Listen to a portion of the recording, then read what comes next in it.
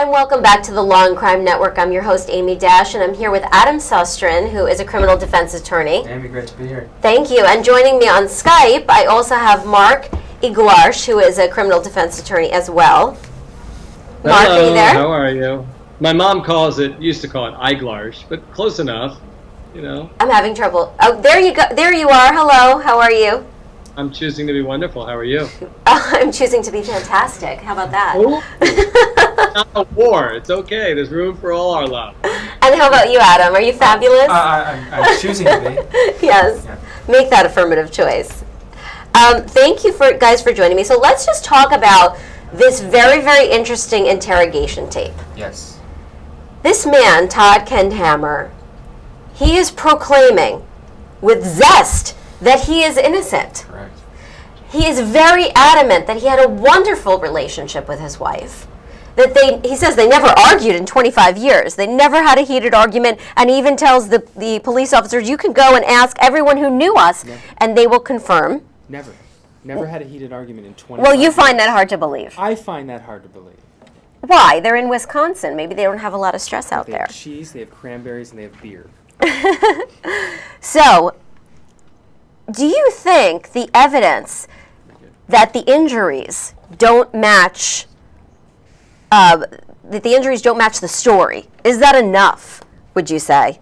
Well, I think that's an incredibly big deal. Like they can't understand why the victim has this trauma to the back of her head. It'd be unexplained by the fact that you have a pipe that's going through the windshield that's hitting her in the front.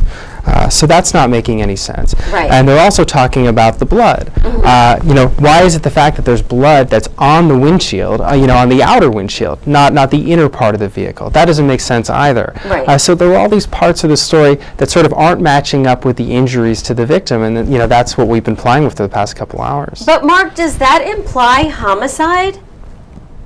It does to most of the people watching out there. What about a jury? I don't know. The evidence could equally be consistent with someone else having done this to her. We heard the investigators question him and say, what about this person? What about this person? So they're exploring other options. If you've got two scenarios, one being he did this to her, absent any apparent motive, or There's no motive, Mark. There is no motive. True. And how do you bring a case without a motive? You don't have to prove motive, and maybe it's for things like this, where the motive is hidden. Maybe he kept his feelings to himself about how much he despised his wife. I don't know. But they don't have to prove motive. But again, if the evidence is consistent with someone else killing her, and him being a part of staging it, that doesn't mean it's homicide. I'm not saying that's what's happened, but again, in our world, you've got to prove beyond to the exclusion of every reasonable doubt one of these scenarios. And if they can come up with another one, Okay, so take your lawyer hat off for a second, and you're sitting on that jury, and you're watching this interrogation tape. Yeah. What's your impression? Great way to get me to tell you how I feel. I love that. Yeah, I'm going. Well, you told me right off the bat. I didn't have to work very hard. No, because I'm ready to say it. I think we want to confess. I think we want to say how we feel. My feeling as a human being, I'll be completely honest with you, is when they asked, how did she get those injuries? And he can't explain it, right? And I'm thinking, well, generally in the ambulance or whoever transported her, they're not beating her up and doing things like that. Then it had to have come prior to the accident. And she was with you, dude. So you do know. So at a minimum, you're lying. At a maximum, you're lying because you did it. But Adam, he Yes. so adamantly denies Right. everything. And he even tries to make these officers understand that, which is true, when somebody is in a traumatic accident, Right.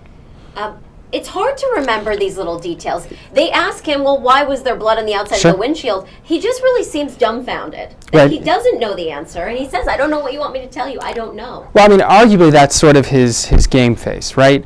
He's giving a lot of vague answers to what occurred, and with respect to specifics, I don't know. But either way you spin it, the fact, the claimed injury from the pole going into the vehicle doesn't match the injuries to the victim. So they say, of course, something occurred beforehand. There's no evidence of another person, or at least that I'm hearing. They have discussion with respect to DNA and the object, and he's saying, well, no one else touched the object. I think the jury, the district attorney has to prove this case beyond a reasonable doubt, but not to the exclusion of all possible doubt. That's not the standard. It's just beyond a reasonable doubt. It's a tough case, and it's especially tough, and I feel it when I'm listening to him. This does seem to be a grieving person. So arguably there could be some jurors out there that say, I do have some reasonable doubt. This person seems like, he loves his wife. Yeah, Adam, how do you overcome his proclamations of love to his wife? And he really does seem very distraught. I'm sorry, Mark, how do you overcome that? Well, you stress in jury selection, because you know this case very well if you're a prosecutor, that your greatest challenge, as reiterated by the defendant in his interrogation, is you have no motive. Now, while you don't need a motive, every reasonable person is wondering, well, then why would he do it? Why isn't this a tragic accident? We want to believe that it's a tragic accident. So, absent a motive, you question the heck out of the jurors in jury selection, get the ones who commit to you that they will not require a motive. You hope that your evidence is solid and that your experts are a heckload better than whatever the defense is putting up there.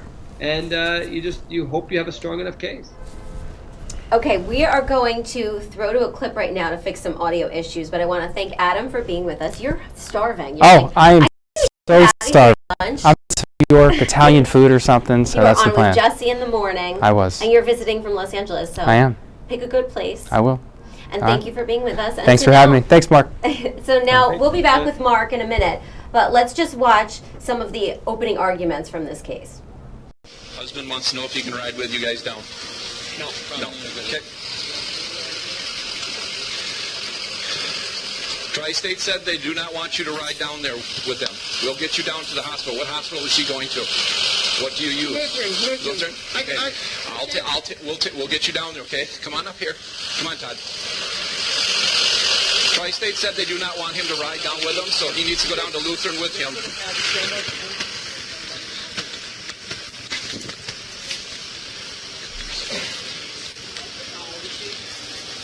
Gunderson Lutheran is the choice. Her purse is in the back seat if you want to see if there's a DL.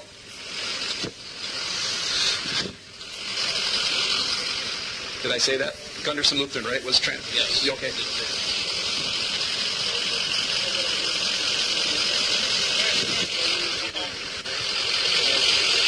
Right here. Let me talk to them. Okay. Well, we'll get you down there, okay? We'll get you down to Gunderson. But there's just going to be so much going on inside there, there isn't going to be room for you in there, okay?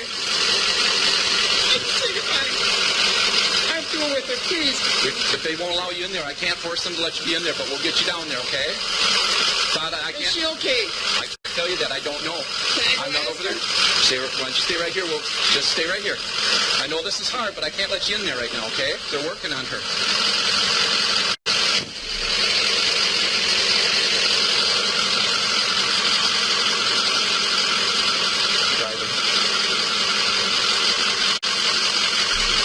This is the driver. If you stay with him, I got some questions to ask him, okay? This is Todd.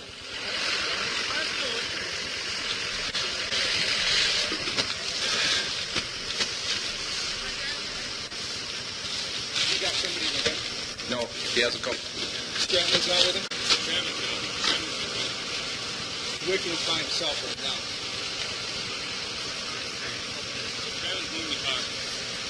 He wants to know if he can at least come over and say goodbye. She's not making it. Because the pipe is there. He said the truck was going this way. It was an older flatbed. It came off the flatbed truck and went right through the windshield. He said he tried to deflect it, but he couldn't, and it hit her in the head, and she just started flailing all over. Does this seem normal to you? Well, he said he backed up because he was such a panic. But there's a hole. Is this normal? No. But I don't know. Yeah, what did he say to you? That he was driving her to work, coming up north, and this older flatbed truck was coming this direction. Pipe came off, went through the windshield, hit her. He turned in here to try to help with her, and the truck kept going.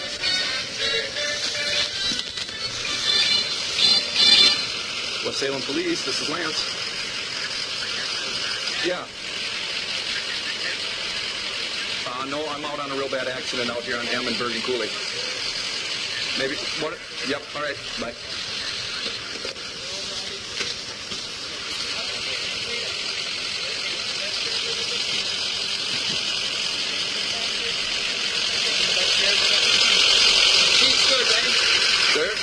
They're getting her, they're putting her in, in the ambulance, they're going to take her down to Lutheran, correct? That's where your doctor at?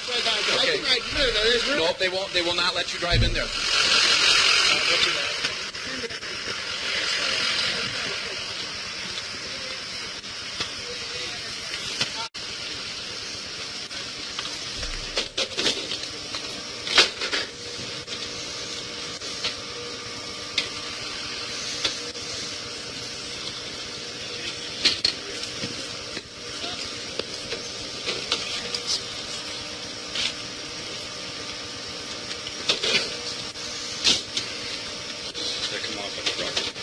That's what the driver said.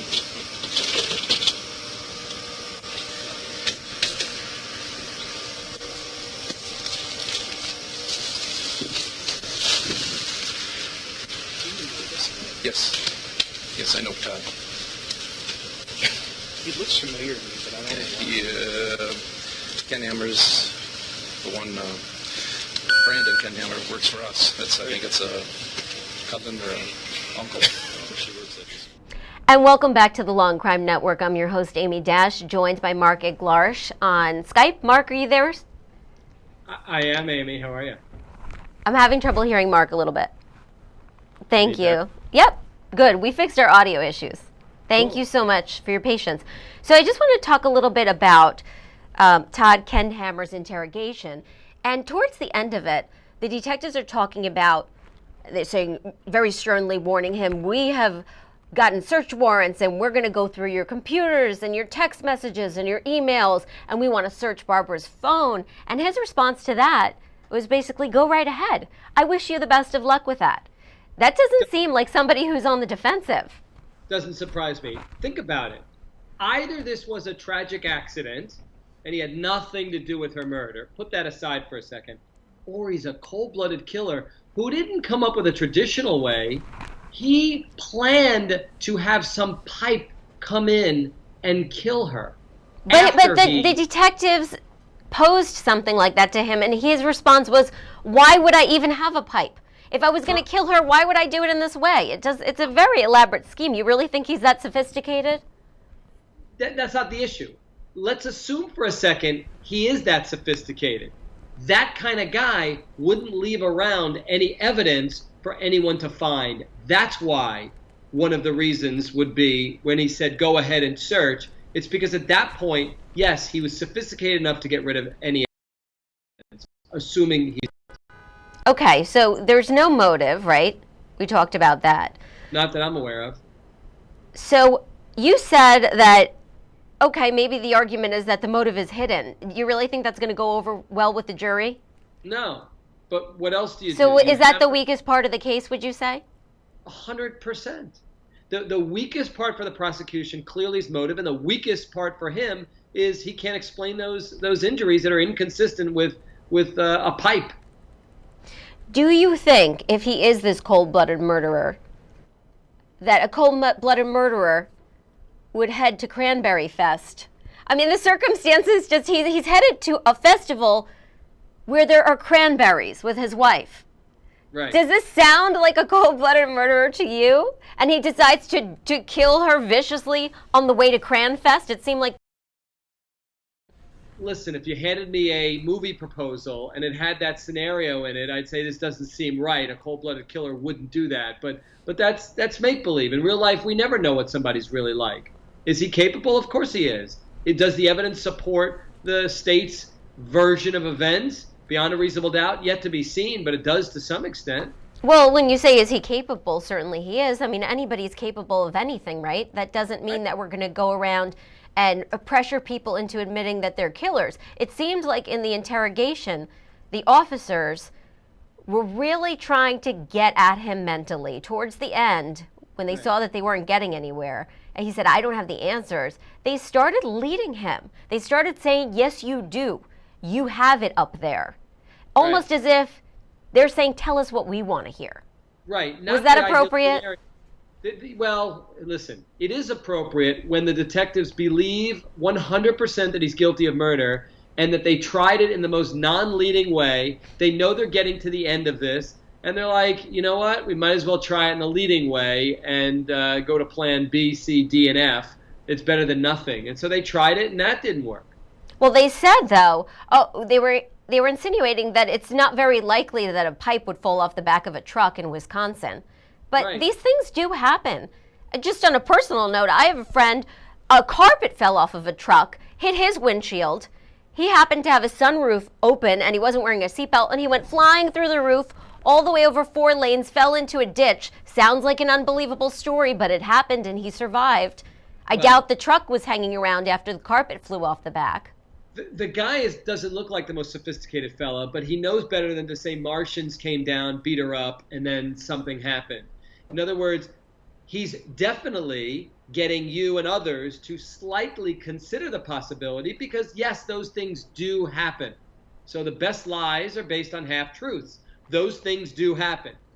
But what happened before that alleged pipe came in, either because you pushed it or it just accidentally occurred? Now, let's look at some of the statements that could really go either way. So when he's asked if he's telling the truth, he says, I'm giving you my truth. Is that because maybe he was frustrated that they weren't believing him, so he's saying, hey, listen, I can tell you is what I know? Or do you think that sounds suspicious? Listen, if this case hinges upon those types of phrases, it's not guilty all day long. It's not guilty, right. So you're saying we shouldn't sit there and psychologically analyze because you could really take it either way. We should, because that's what your network does, and people enjoy doing that. I'm not doing that as a guy who focuses on evidence and law and order and all that kind of stuff. That means nothing to me. So then what else do they have? Why is the interrogation video valuable at all then? He doesn't say anything except flat-out denials. It would seem that it favors the defense. Or the prosecutors say he cannot offer any explanation whatsoever for those injuries, and let's look at the timeline. He's lying. He's clearly lying about that. What about when he says, you're not going to get me to snap? I don't care how much somebody pushes me. I will not snap. I love my wife. Look at you getting down these quotes. I love it. What does that mean? Significant? You know? It doesn't mean crap to me. You know, Right. What does that mean? You're not going to give me snap because he's watched enough shows. He knows that's what they're trying to do. Exactly. He's been there long enough. He's not emotional like he was maybe at some point, and he's just going, I know what you're doing. Question is why he continues to talk. Shut up. I kept thinking that. I was like, if he's seen the shows and he knows what their modus operandi is, why doesn't he call an attorney and get it to stop? Right. You didn't even have to call an attorney. He says, I'm done with yous. And he can walk out, allegedly. Yeah, exactly. I don't know. Maybe he thinks he's smarter than they are. I don't know. Yeah. So really, the only thing that's coming out of this interrogation video, so far as we've seen, because we haven't seen the whole thing, is that the prosecutors are going to say, well, he didn't offer an explanation for the injuries. So his saying, I don't know, that's incriminating? Come on. Let me say the following. If I'm trying this case and the prosecutors didn't put that tape in, which I'm sure they thought about not doing, because he really does make a very good point about there being no motive, and he really does help himself to some extent. But if prosecutors chose not to do that, I would go nuts. I'd say, how dare they not allow you to see that however many hours of discussion, they had to put it in. They, as rule of completeness or whatever you want to call it, they had to put it in, even if it didn't help them. Because it would look suspicious not to. Of course. But he's so distraught. Yeah. He's so distraught. All he keeps talking about how much he loves his wife, and he's calling her Barb by her very endearing nickname the whole time. Correct. I found it to be pretty convincing. And every time they say, well, why was there blood in the garage? We're going to search here. We're going to look here. He says, be my guest. Right. You're not going to find anything. Yeah, no, based upon that video, there is no way you have proof beyond a reasonable doubt. I don't even know that you can even tip the scales in one direction. I really don't. So if you are the defense then, yes, what's your play? from day one, I know this case is not about eyewitness testimony. It's all about having the best experts that money can buy. Now, I say that as if, I'm suggesting that he's making this thing up. No, I'm saying whether you're telling the truth or whether you're full of it, you better have the best defense experts, because as long as you can counter the government/state's witnesses, then you're good. You don't have to prove that he's innocent. Just prove that the state case has not met its burden. And so take us through that really quick. What are the experts going to be battling over? They're going to say, really counter every single point that the state's saying. And there's an inherent built-in bias, one would argue. These state witnesses want to please the prosecutors. Whether that's true or not, there's always, you work with the prosecutors on a daily basis, there's always that. So they're trying to please them. And all the defenses say, for every single thing that the state says, it couldn't have come in that way. Well, yes, it can, because it happens frequently. There's no blood on it. Well, here's how it would have happened that way. Where would the possible injuries come from? Well, let's tell you. I think, again, these defense witnesses do a decent job. You're going to have at least some jurors hung up on this. And even if the defense's expert witnesses aren't as good, let's say, as the prosecution's, you really think the prosecutions can win based on expert testimony saying that she wouldn't have sustained those types of injuries in an accident like that? Aren't there a lot of factors in an accident? How do they know exactly how the pipe hit the windshield, how she hit the windshield? Does it necessarily follow that just because there's no blood on the inside, or rather on the outside, that the blood wouldn't have gotten there from him pulling the pipe out? I mean, these police officers in the interrogation, they sound like they're experts themselves. But how do they know? I mean, anything could really happen, right? There's no necessarily one way that accidents occur, that people get injured, that blood gets put on different spots. Yes and no. Okay, so let's start with your theory. Nothing is an exact science. I'm with you. But there are certain marks that are left on the body that are unique to a certain type of event. So the best example I can come up with right now is a bite mark, right? If he were to say, well, that happened because her shoulder hit the door. And again, there's no bite mark in this case. I'm just starting with that. Because her shoulder must have hit the door. Well, we'd all say, no way. That's a distinct thing. A bite mark can only be caused by teeth that look like that. Similarly, the state would argue, there is some physical injury consistent with strangulation that in the state's theory can only come from one way. And he's saying there was no suffocating, no strangulation in his story. So the physicality of what he allegedly left behind is enough for the state to say shows that he was violent. And what about the cause of death from blunt force trauma? That could be consistent with the type of accident and the pipe hitting the windshield. So that could go either way. Maybe. Again, to me, this case starts and finishes with the experts. I need to hear their testimony. Everything else is just, well, look at how he's sitting, look at how he's acting. Nobody should ever be convicted based upon that. It seems very speculative. It really seems speculative. I think maybe they needed more before they were to bring this case. Not ruling on his innocence or guilt here on this network, but saying maybe they needed a stronger case before they took it to trial. I don't know, because, again, what I learned and when I'm preaching with the Steinle case and when I preached with the OJ case and everything in between, we don't know what the evidence truly is and how it's going to come out, right? We read about it, we hear about it, we see it on your network, but until we see it for ourselves, we still don't know what they've got. We don't know the manner in which they're going to explain it. So I think people need to sit tight and not make any definitive conclusions one way or another, which is what the judge instructs the jury to do. Because there could be surprises around the corner. Thank you, Mark. Thank you so much for joining me. Great to see you. Thanks. Choose to stay fantastic and happy. And now we're going to